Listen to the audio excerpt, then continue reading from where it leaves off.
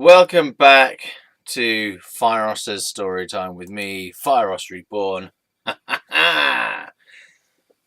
the channel Cyrus Reborn. Hello. Just bear with me while I roll my sleeves up because I've not had my sleeves rolled up all day and I felt the need to roll them up.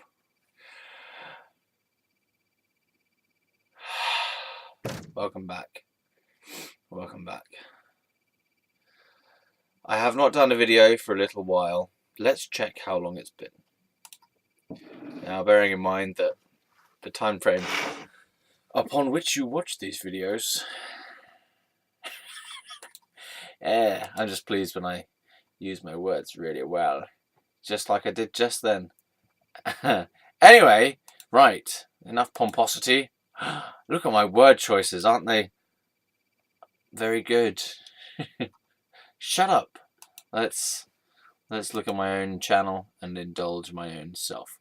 1 week ago! Oh my god! That is actually the longest time I have ever been without doing a video. Oh, blah, blah! That is madness. Utter madness. Utter madness. Yeah. So, woo! Wow! So that was on the 13th of January. Yowza! It's more than a week ago. Today is the 22nd of January. 9 days! And shortly we'll be coming up to the 23rd of January because it's only like 38 minutes until the end of the day. And then we'll be in the 23rd. So that would be actually 10 days. 10 days! Without doing a video. How madness is that? That is very madness. Let's see if I might have done another video on one of my other channels, though. You see, you can't be too sure because I've got so many channels because I think I'm some kind of multi-talented genius with the need to splurge my brain into many different directions. No, that one is also a week ago. Oh my lord. Well, it looks like my video. Shush. That was even earlier, 12th of January. So it looks like my video making is slowing down a bit, and I'm thankful. Fucking hell. I mean, I've been doing this for a long time now that I look at the date. It's 2019 now, 2019. And I really fully started doing videos in 2013, I would say. I started doing videos ages ago, like 2009. Okay, that sounds silly. 2008. No, even fucking earlier.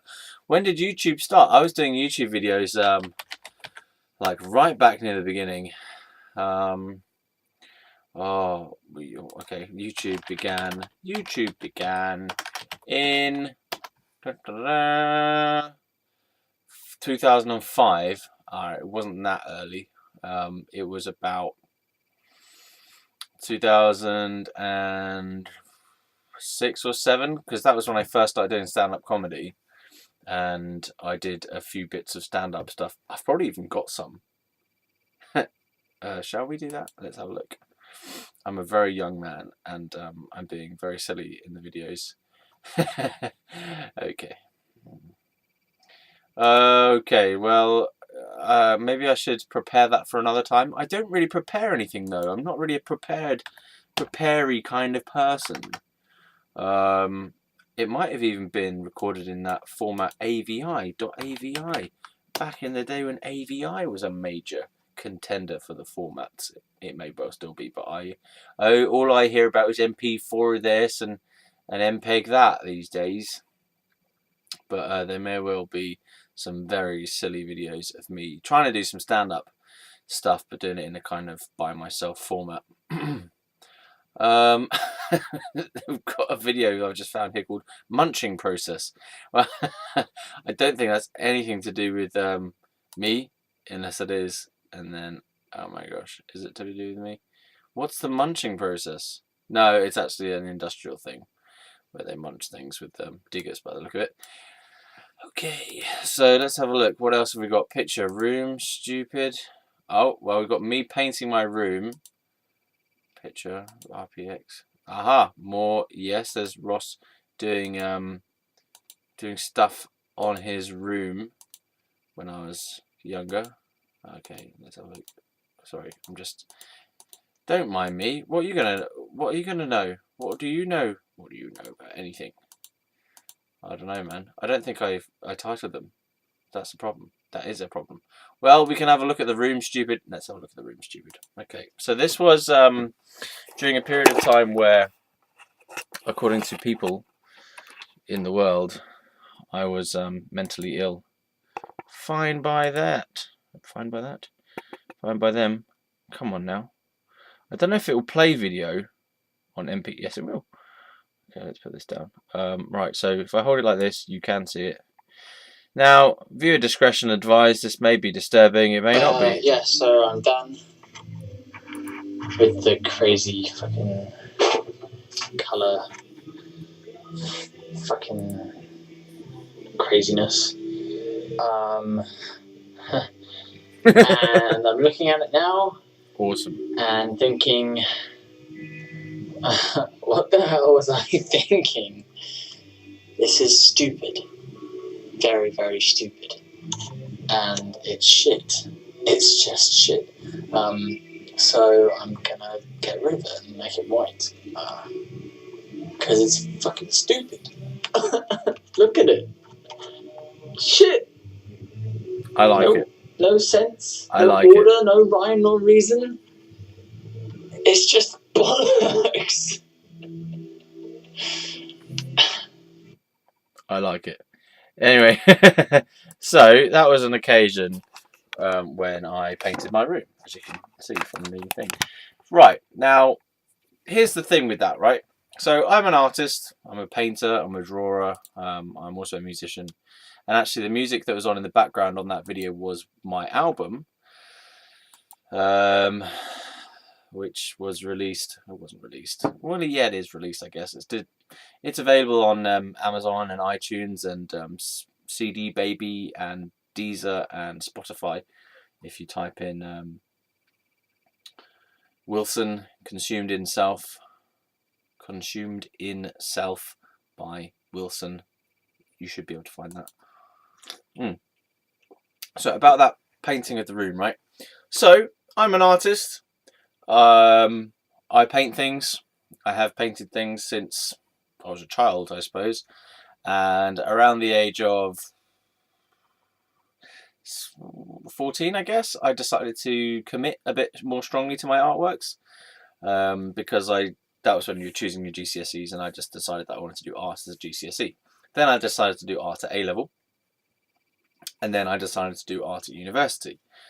I didn't complete the art university course. We've already covered that in previous videos. I dropped out of uni for one reason or another, and decided to just carry on doing artwork in my own time. I mean, partly one of the reasons to drop out of uni, apart from all the other relationship dynamics that were going on, the family dynamics as well, and the stress of the course and the stress of the extra activities I was doing. One of the other reasons was to quit because I didn't like the idea of the debt. And I had this line of thinking, which was, okay, I can paint and read books at home. You know, that's all I'm really doing at uni is painting and reading books. I mean, okay, well, I'm doing essays and stuff for the other subjects I was doing. Because I didn't do just straightforward art. I did art and politics and philosophy kind of modules as well. Yeah, but anyway, so I quit the uni course and decided that I would just carry on doing my own artwork in my own time at home because it was cheaper and easier to do it at home. What I missed by not finishing the uni course was I missed out on the community aspect, which I hadn't really figured into the equation. Like, that was one of the major aspects of the whole thing. Friends, the support system, the whole network of like a society, a community around you, all the activities, you know, it's very, I was going to say claustrophobic. It wasn't claustrophobic. Maybe it was claustrophobic. No, it's very healthy, I felt, like very sort of supportive and everyone knew each other, or there was lots and lots of social connections being made, and that was very rich in terms of socializing there. So I missed out on that. And actually, when I came back from uni, I was living with my partner at the time, who was a guy. He's my only male partner I've ever had, and for good reason, because I found out during that relationship that I'm not actually gay. I thought I might be. I tested it out. It turned out that I wasn't gay. I found the gay sex very difficult to go through with. I didn't enjoy it. I didn't want to do it, but I felt I had to because I was in this relationship and I felt pressure and all this stuff. And I didn't really know, because I'd kind of committed to this. I'd committed to the relationship, and I'd also committed to a new identity for myself as a gay person, as a gay man. I felt like I had to commit to the relationship in order to support that new identity I'd created for myself. So it was just a whole big fucking mess, basically. So I ended up becoming quite isolated, and I was doing artwork by myself at home, but I was like just by myself at home. It was very quite isolating, and I didn't have many people around me.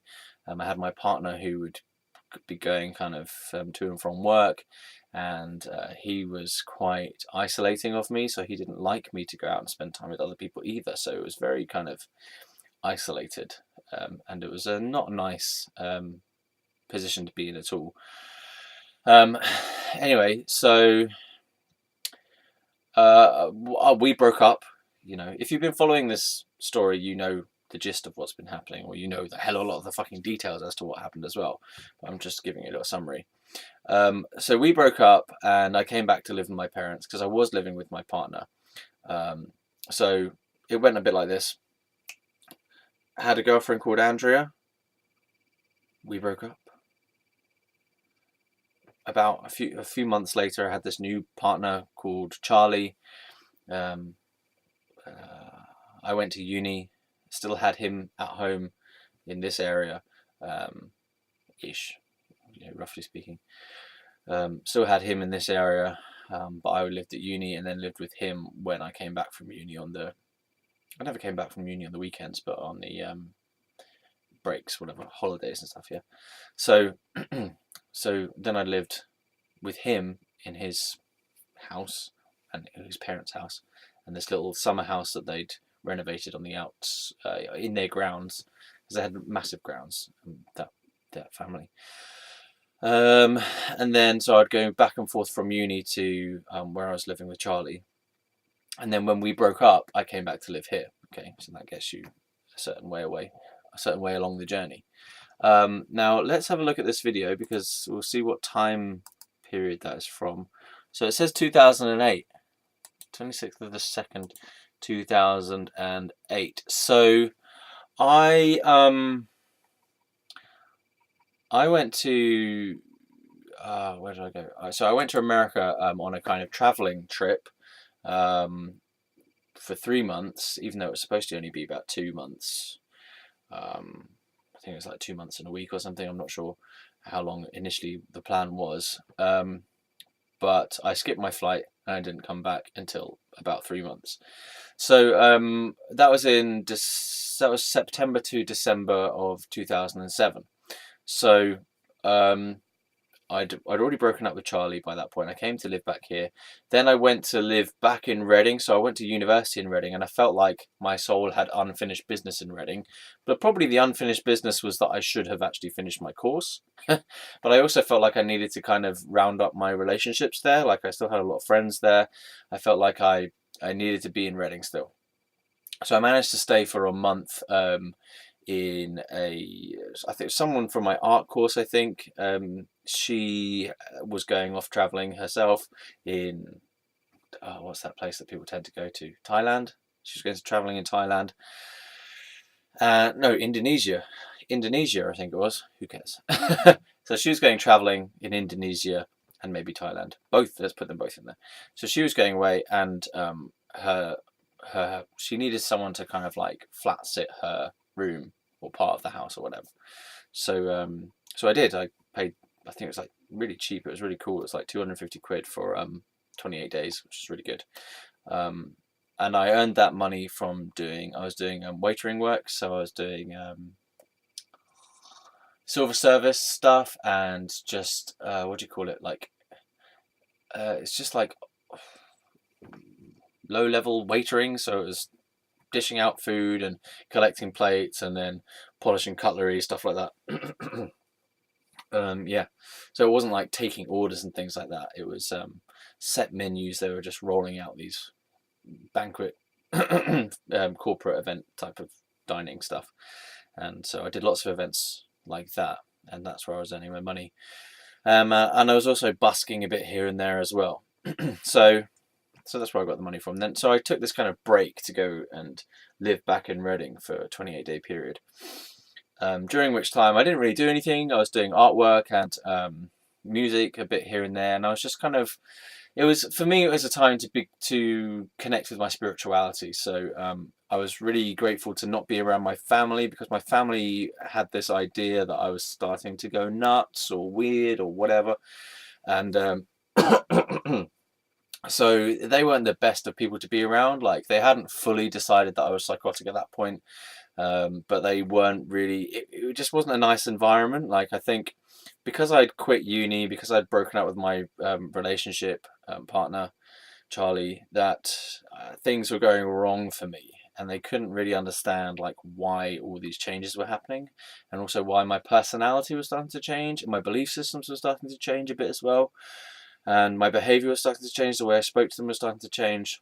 Now, from my perspective, I was going through this spiritual awakening because I'd read this book by Eckhart Tolle, who, by reading the book, I felt like I'd got in touch with my true self and a deeper part of me, like an authentic part of me that I hadn't ever really fully been in touch with before. I mean, I'd done meditation, I'd been doing meditation for a while up until that point anyway, but I'd always been stuck in my head, honestly. I'd always been just thinking. My meditation was just basically thinking about thinking. That's all it was. It wasn't actually a meditation. I was sitting there and I was always thinking about thinking. I was either thinking and then I was catching myself thinking and then I was thinking about thinking. And it was all to do with me as well. So it was all self-oriented, like, oh, I'm a genius. I'm an amazing person because I'm meditating. Oh, look how great I am at all this meditation. Wow. I'm really really feeling my mind right now. I'm really feeling my body. I'm really feeling the breathing. I'm really good meditator right now. I'm a really good meditator. Anyway, so when I read this book called A New Earth by Eckhart Tolle, something else happened. Something else kind of awakened in me, which is good because the words that are used in this book is all about awakening. But it was like something else resonated. It wasn't just my brain. It was something sort of more powerful than that, more passionate. Like, I went, ooh, some part of me went, yes, about this. This is everything that I have already. It sort of like summarized everything I had already been learning. It seemed to involve both environmental concerns, which I was really passionate about at that time in my life. There was stuff about poverty and social justice a little bit in there as well, about the ego and like recognizing your own ego, to learn how to kind of be humble, I suppose. That's how I interpreted it. And also there was a sort of meditative aspect to it as well, and it was about finding your true self. And it just, the first time I read it, it blew me away, and it blew me away more than I actually knew it had as well. I mean, I remember going, yes, yes. Like, I just felt this massive yes about this book. Like, yes, the words that I remember thinking were, this book has said everything I already know anyway. That's what it was. It's like, I already know this, but it has just been put into this kind of package that is so succinct and so appropriate. And I'm just going to check if looks like there's shit on the camera. Oh, how strange. Oh, how strange. Sorry, it is. Yeah, anyway, so this book kind of really set me on fire in a way. I just was like, whoa. I was kind of like this radical born again spirituality nutter. I mean, I already was a bit of a spirituality nutter anyway, but it hit me somewhere else, kind of. I wouldn't say the heart. It hit me somewhere sort of really far back. It's better to say it far back. It kind of like, whoa. It took me back into myself really far back. I don't know how else to say it. Another way to say it would be kind of, it blew my preconceptions of myself open. And I stopped thinking of myself as being like this little voice in my head, and I started to expand my sense of self. But no one around me could understand that. Anyway, so I'd read that book. That was part of the catalyst that helped me to break up with Charlie as well, because this book filled me with this power as well. It filled me with a personal power to know what is right for me. That was a real distinctive part of this whole thing. Was it sort of put trust back into my own decisions, and it was also about calling to higher things or better things or deeper things, so it was like, after reading this book, I sort of went, all these things I suddenly saw with a lot of clarity, lots of different things that weren't right for me in my life, like the partner, the uni thing as well. What else? Just possibly some things about the way my family worked. Lots of stuff became very clear to me, and not necessarily because it was written in the book, but the book gave me my own insight back. The book gave me my own perception abilities back in a way. So it just kind of said, yes, you are perceiving, your perceptions are correct in a way, or kind of your own truth is valid, something like that. Yeah. So I read it and I went, whoa, fuck. And it shook up my whole idea of my life and just kind of blew all the preconceived notions that I had about my life out the window. So yeah. So I broke up with Charlie, and I came back here for a bit, and then I moved to Reading for a 28-day period. Okay, so during that 28-day period, I did a lot of artwork, and it was nice. It was good artwork, but it wasn't really going anywhere. Like, I didn't really know what I was going to do with it after that. I did try and sell some in the charity shop down the road, as in I gave them my work, and I just hoped that someone would buy it. Probably some people have bought it. I mean, I haven't been to that shop in ages, but either people bought it or it's still there. Fuck, imagine that. It's like 10 years old piece of artwork just sat there in a charity shop. That'd be weird. Anyway, okay, so during that 28-day period in Reading, I kind of bummed around a lot. Started learning to play the drums properly in the top room of this house, because the other guy who was living there at that time had a drum kit in the back of his bedroom. Like, he sort of had this extra room at the back of the house, on the first floor, where he had a drum kit and stuff, and that was cool. So I said, can I use that? And he's like, yeah, wicked, no probs. So I did, because he was out all day at work, so I just had this time to kind of play drums and stuff, and that was good. I did a couple of gigs here and there as well. While I was there, I did professional gigs, like being paid 150 quid at that time. I did a gig with my brother as well. There was covers, and we did a few of our original songs in there as well. Yeah, and then, so anyway, coming to the end of that period of time in Reading, I did a meditation session out in the forest. There's not really forest, but bits of woods and stuff that are kind of dotted around next to the road. I just went into a bit of woods there and found a little quiet spot, sat under a tree and did a meditation, during which time I actually fell asleep. I think it was more like kind of one of those dreamy states, dream days, whatever. And I kind of woke up and I was like, I know what I have to do. I have to go to Australia. I think my first thinking was Australia. I have to go to Australia. And then I went, nah, maybe it was America. Because, Australia and America, they're quite similar. And also, I had, so this Dan guy, who was the guy who I was living with in this shared house, whatever. It was only me and him during that time, because everyone else was off doing traveling or whatever they were doing. So he'd like had this conversation with me about how he'd been to New York recently and done had this great time and done all this photography and stuff. And I'd also yes, that's true. My mum and my gran had also been to New York at some point near to that time, and they brought back these underwear, boxer shorts, that said "I Heart New York" on them. I Heart NY, right?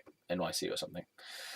Anyway, so I was like, signs of the universe. Maybe I need to go to New York. And then I was like, something in either A New Earth or The Power of Now by Eckhart Tolle said that he moved his life to the west coast of America. Now I don't know. I didn't know that the west coast is not where New York is. But I just was like, okay, so he went to America. Okay, I need to go to America. I've done this meditation session to find out what the next thing for me to do is. I need to go to America, not Australia. I need to go to America, and it needs to be New York because there's this New York sign from the universe there, and this New York underpants sign from the universe there. So I decided to go to New York, right? Now, all of these decisions were decisions that my parents were going, what's going on? He needs to go back to Reading? Why? Why? And I came back from Reading saying to my mum, oh yeah, so I was having a meditation session under a tree and I fell asleep. But upon awakening, I actually used those terms. Upon awakening, I realised that I had to go to New York or America. And my mum, so we got out of the car and my mum just kind of went in this real denial mode. She just kind of had like her head down. I could see her eyes kind of going into this weird denial place, like, this is not happening. I don't understand why it's happening. Why is he speaking like this? Why is he going to go to America? What's this meditation he's doing? Basically, my parents were not spiritual people at all. They were not interested in anything to do with religion or spirituality whatsoever. In fact, my dad was a major atheist. My mum, I don't know if she believes in God, but she's never spoken about God.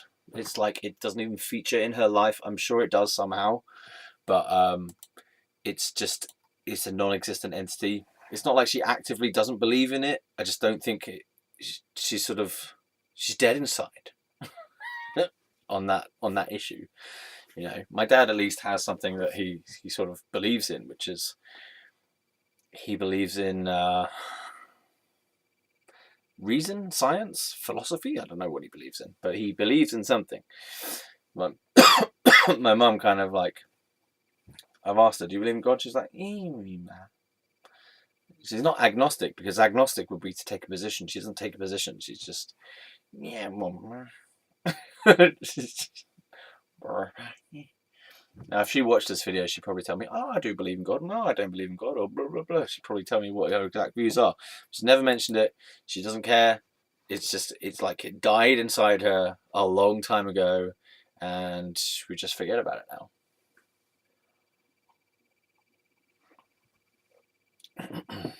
Her God is the God of dance. Anyway, where am I going with this? Well, I'm trying to get to the video where the painting was going on. So if that's in 2008, that's when the video was taken. So I went to New York and I had all these crazy experiences there. I had a terrible relationship there as well. And came back from there, lived here. Oh, there was some other stuff as well before I went to New York that was crazy. Like I went out with this girl who was 35 years old and I was 21, and that was weird. And I stayed at her house for 3 weeks before I went to New York in the first place. So that was a whole thing. Oh yeah, and I had this kind of weird creepy massage with this kind of older fat wheelchair guy. A lot of weird shit happened, okay? Yeah. Okay. So I went to New York and did all this other weird shit there, made a load of friends, and then came back and was here. So yes, that brings us roughly up to date on this video. So I came back at the end of 2007. This video is in February 2008.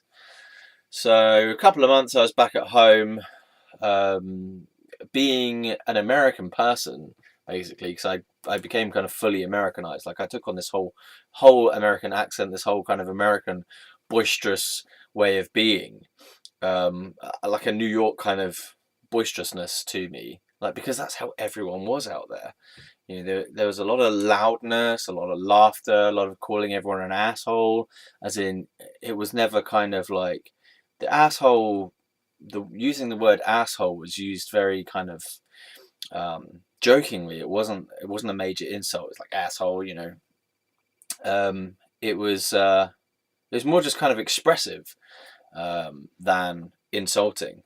Um, like so, me and this guy Anthony would laugh and joke, and the word asshole was used a lot. And I took on this whole accent as well. I took on the American accent big time. And I started to see myself as an American person. I actually started to think of myself as being American. I used to say stuff like, "Oh yeah, well, I always resonated with American shows, so I always felt like I was more American than English anyway. So I always felt like I fit in more with American people than I do with English, and I still do feel that way. Like whenever I meet people from America, Canada, um, a little bit Australia, but not so much, but New Zealand as well. These kind of those ones, and South African as well to some extent. These ones, I don't know why. Those in particular, the ones that have got a twang, a little bit of a twang in their kind of in their in their vocal accent thing, whatever. I always find that I get on much better with Americans and Canadians than English people, because I find, on the whole, that American people are very much more open. They're much more intuitive to themselves. They take less shit. They're more authentic. They're more fun. They're more spontaneous. And they just have a more expansive sense of self. Whereas people in Britain are so contracted. Like we're intense in Britain. We're really kind of intense because we've got this little island and we kind of just defended it over fucking years and years and years. We've got this contracted identity, which is very like, it's miserable, but it's very fierce about its misery. You don't get many big, bold, brash English people.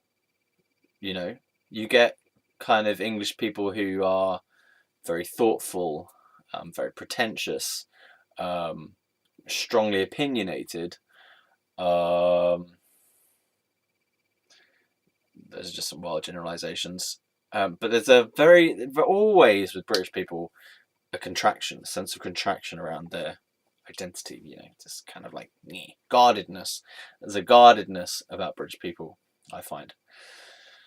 There's less, hey, woo, we're all friends here. It's like, nah, do I know you? Who are you? Like, whereas America, I found anyway, that there was, on the whole, okay, I went down the South and it's different in the South. And it's also different from place to place, of course. But on the whole, I found the people who I met in America and the people who are American who I have met here, they have all been a little bit more open than people from Britain. Anyway, so I came back here acting like an American person and a very kind of boisterous, bold, bright and bouncy American person, quick to express my feelings, whereas in this family there was not much expression of feeling whatsoever.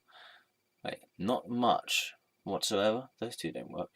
So there was not any expression of feeling whatsoever. If there was expression of feeling, it was clothed in thought or view or a joke.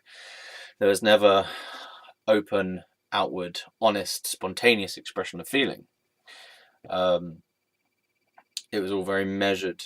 The feelings are always kept in check by jokes, by some thinking or some perspective or some viewpoint or some opinion or some passive aggressive expression thing, rather than rah. So I came back being more like rah because I've been to America and I felt like this kind of bigger, more expansive version of myself, and to come back into this kind of very habitual, contracted denial, family that was like very close-minded, and I hadn't realized how close-minded my family were until I came back from America.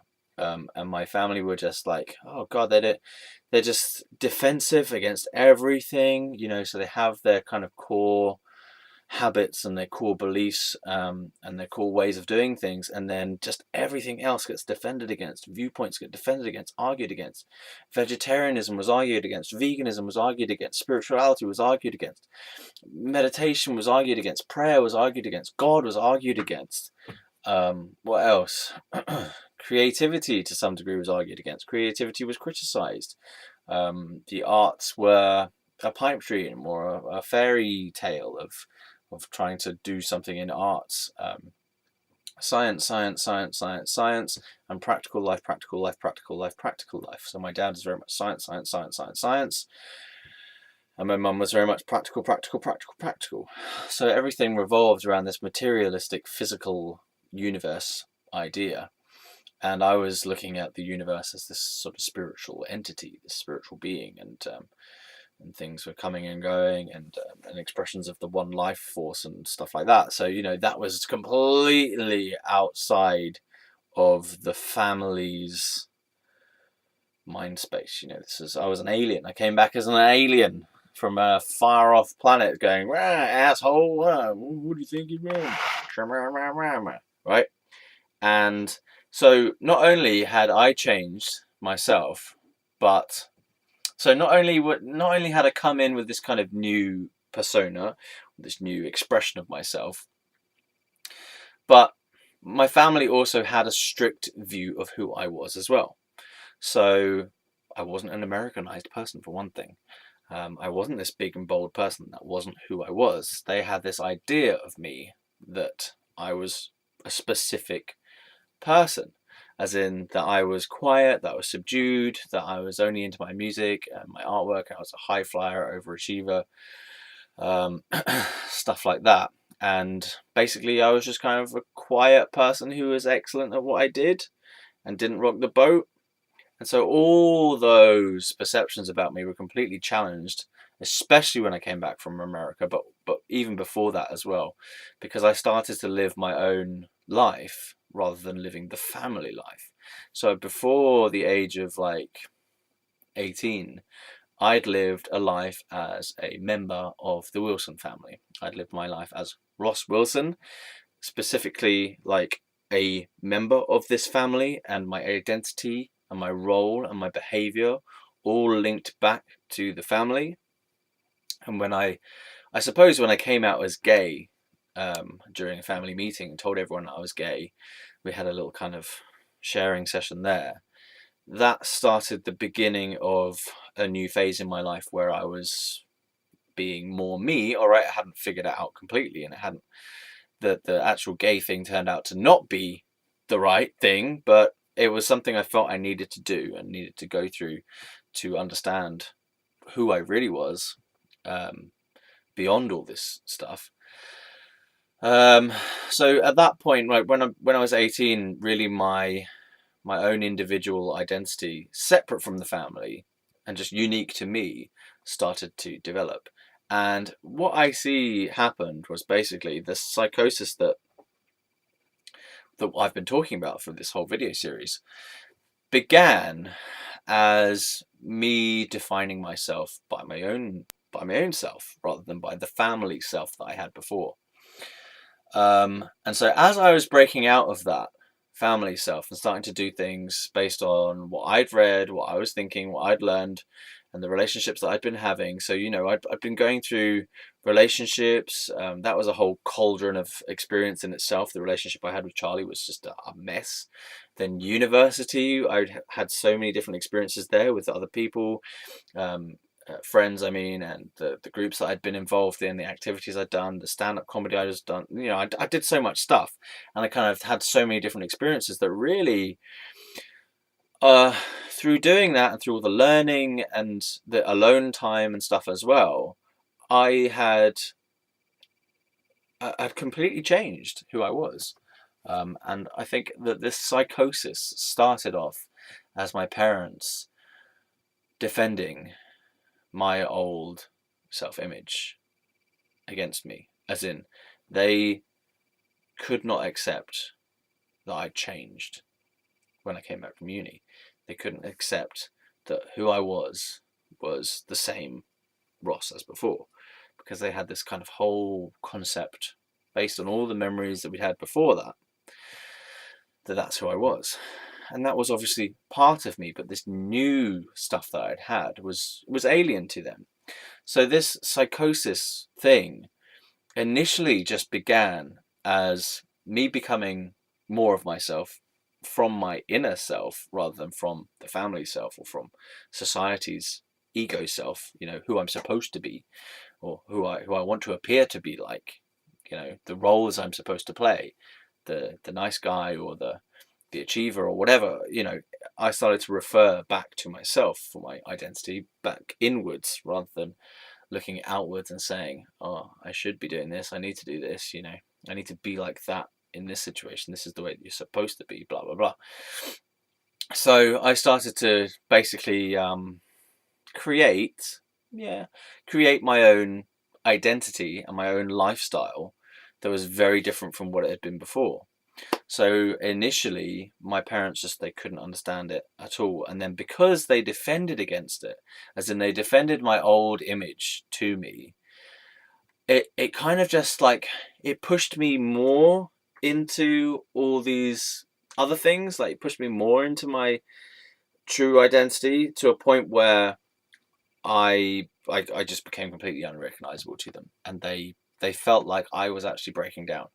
They felt like I was breaking down because I was so far from who I was before that it was like I'd have a complete personality change, and they couldn't get it. They couldn't get it, and they kind of kept feeding this. They kept trying to sort of pull me back into this old perception of who I used to be. And as they tried to drag me back into that sort of child, teenager self, they're trying to pull me back into that, I just pulled away from it. So I became less of that. And they're trying to kind of grab the old Ross, the one we know from childhood, the one we raised and stuff. And I was like, I'm not that. I know you think I'm that, but that's not who I am. That's just an image. That's just a concept you have of me.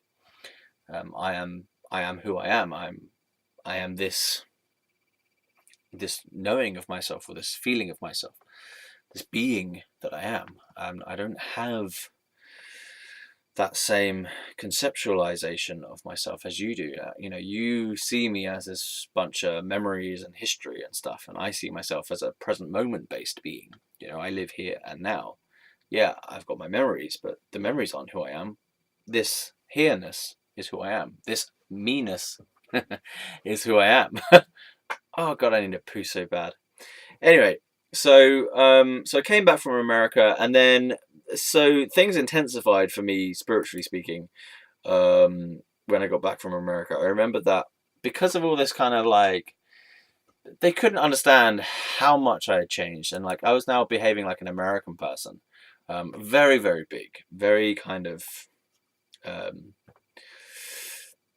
My mum said I was acting like an actor, behaving like an actor, and I did. I felt like this kind of. I felt like a bit like a stand-up comedian or an actor, like very, very big. Like I was much more big than I used to be, so kind of like much more expressive than I was before. Like you wouldn't have ever heard me talking like this now, back in those, like back in when I was 18, 19. And I was more like how I am now back then.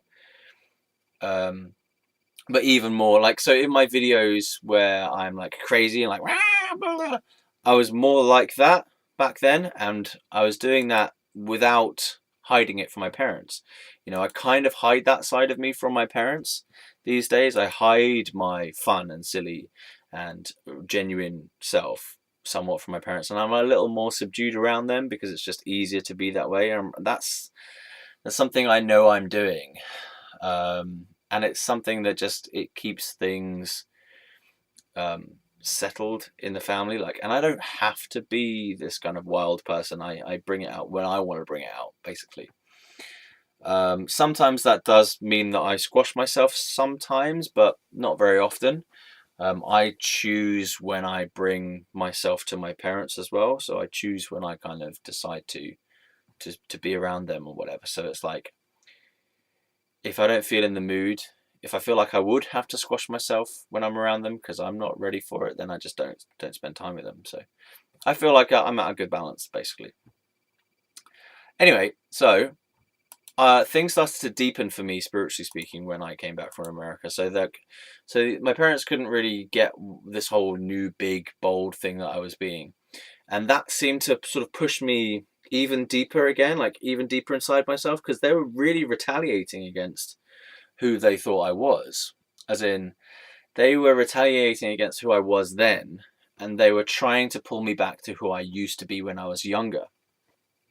And that was just really kind of pushing me more like more inside myself, and it's sort of like making me retaliate against them in a way. Like I was retaliating against all the concepts that I saw that they had of me by trying to break them, like trying to go against them. I was just trying to dismantle this identity that they had put onto me based on these ideas that they had of me.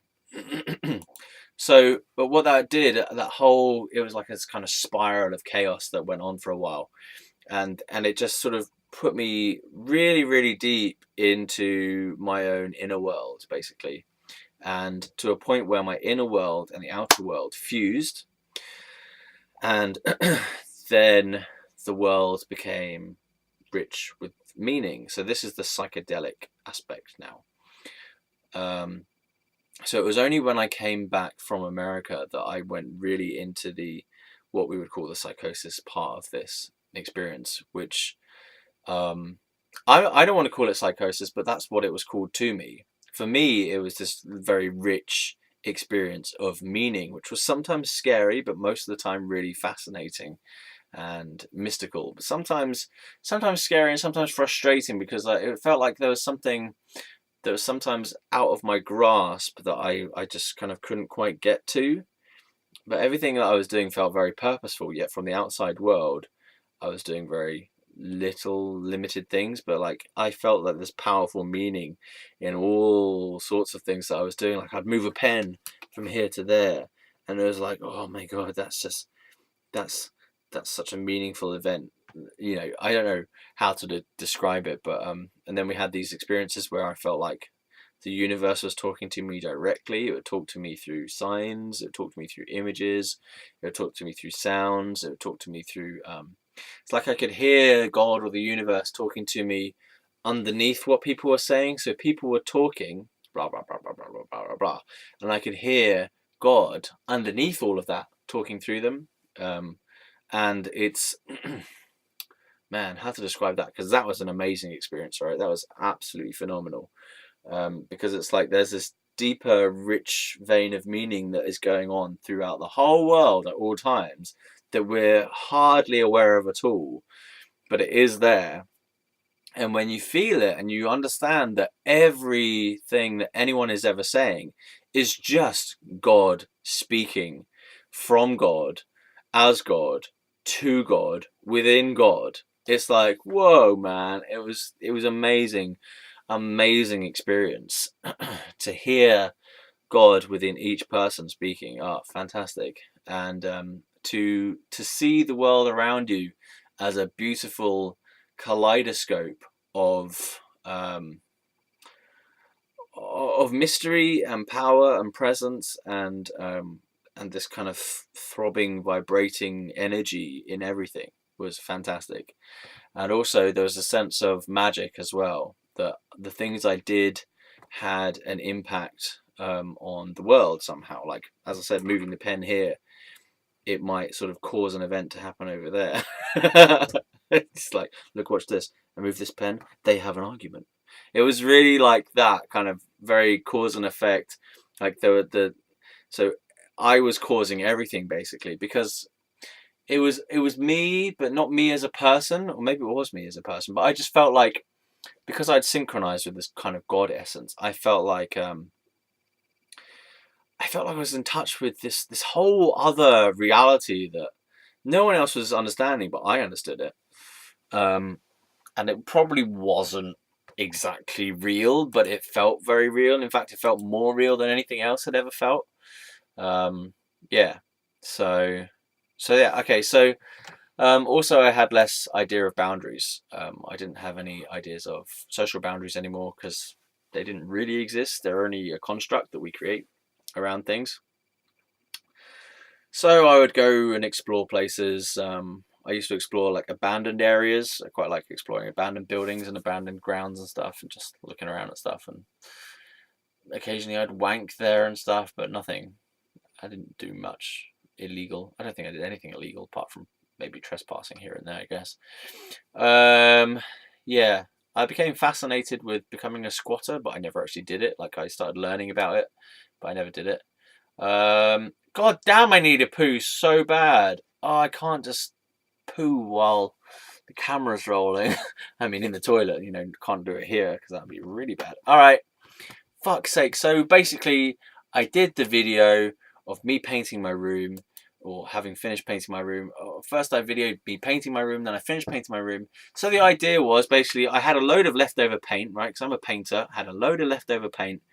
I just decided, right, well, my old friend Leah from school, she used to paint on her walls, and it was fine for her to do it because, whatever. That was just allowed in her household. So I thought, okay, I'm going to do it as well. I had already had painting drawings and stuff on my walls, like actually drawing on the walls, because my parents kind of knew that I was an art person, so they're fine with it, whatever. And I thought, right, I'm going to use up all this paint. I'm going to do a big abstract, just sort of splattergun kind of approach to my wall for the hell of it, because it's fun and it'll be artistic and fun. Then I looked at it afterwards, and the reason why I was saying, oh, it's shit, is because I didn't actually kind of create an idea. I just was doing like a Jackson Pollock style thing. And afterwards I looked at it and I was like, it's a bit of a mess. And I was saying, it's poo and it's terrible and it's shit, so I'm going to paint over it, because it was just like kind of just criticizing my own work, basically. But the thing about that was that my dad took that to mean that, okay, so I was insane when I painted my room, and then I became lucid after I painted it. But the thing that's wrong with that was that, no, it wasn't that I was mad to do it, and then I realized the error of my ways afterwards. It was like, no, I was seeing the whole thing through the artistic perspective and thinking, initially you have an idea, you try it out, and then you think afterwards, was that successful or not? And I didn't think it was successful. It wasn't that I had this mad idea and then I came to my senses afterwards. It's like kind of, okay, 1 minute he's mad, the next minute he's not. No, I was mad the whole time, or I was sane the whole time. It's like, it's very strange how that was interpreted as a sign of madness, whereas I only ever interpreted it at the time, and still do now, as a sign of being an artist. It's just a sign of being an artist and doing something artistic on the wall. So I'm going to go for a fucking poo.